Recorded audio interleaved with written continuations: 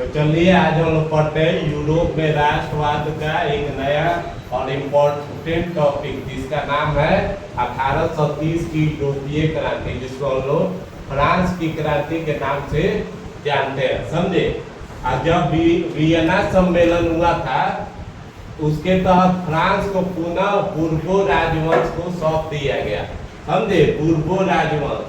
और लुईस 18वां, इसके पहले आपको पता है, अगर नहीं देखे वीडियो तो जाकर देख लीजिए, को फ्रांस का राजा बनाया गया। किनको? लुईस 18वां को। समझे। और लुईस 18वां एक उदार शासक था, समझे, जिसने पूरे फ्रांस में समान नागरिक संहिता लागू की। उदार मतलब दूसरे का उद्धार कर लेना, बड़ाई करना, लोगों के प्रति काम करना, लोगों को आगे बढ़ाना। किसका काम था? लुईस 18वां का। ठीक है। और इन्होंने पूरे जो फ्रांस में है वो समान नागरिक संहिता को लागू किया। मतलब हर नागरिक आपके लिए समान है, हर अधिकार समान मिलेगा, हर चीज में, हर फील्ड में उनको समान अधिकार मिलेगा। समझे। अब देखिए कि सन 1815 लुई 18वां सम्राट बना था। कब बना था? याद रखिएगा, इम्पोर्टेंट है ये। ठीक है। कब बना था? 1815 में आपको सम्राट बना था। सम्राट में जानते होंगे राजा। समझे। अब सन 1824 लुईस 18वां की मृत्यु हो गई। लुईस 18वां की मृत्यु कब हो गई? 1824। मतलब मान लीजिए कितना साल हो गया? 9 साल। 9 साल के बाद उनकी मृत्यु हो गई। समझे। 9 साल के बाद। और नया साम्राज्य बने चार्ल्स एक, जिनको रूढ़िवादी बोला जाता है। रूढ़िवादी। समझे। अब चलिए अब देखते हैं चार्ल्स एक ने जो रूढ़िवादी थे वो क्या क्या काम किए थे।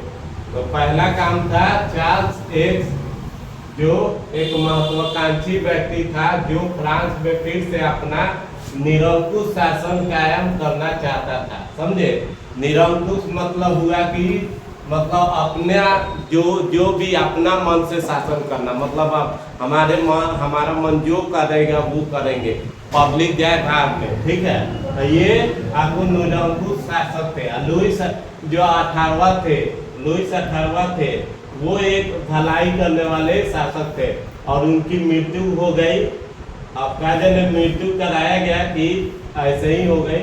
अब देखिए, तो जो अच्छा शासन काल होता है वो ज्यादा दिन तक नहीं टिकता है। समझे। सीधा पैर आप रखिएगा, सीधा पैर को, तो वो जल्दी करता है, टेढ़ वाला बाद में करता है। तो ये बात ध्यान रखिएगा।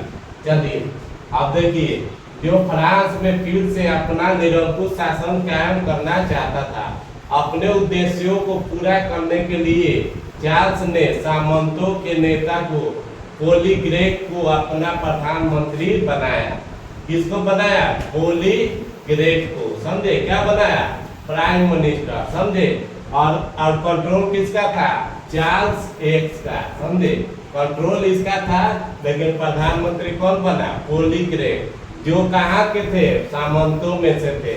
समझे। सामंत के बारे में पढ़ाया है, पुलिंग वर्ग के बारे में पढ़ाया है, इससे पहले वाले वीडियो आप देख लीजिएगा।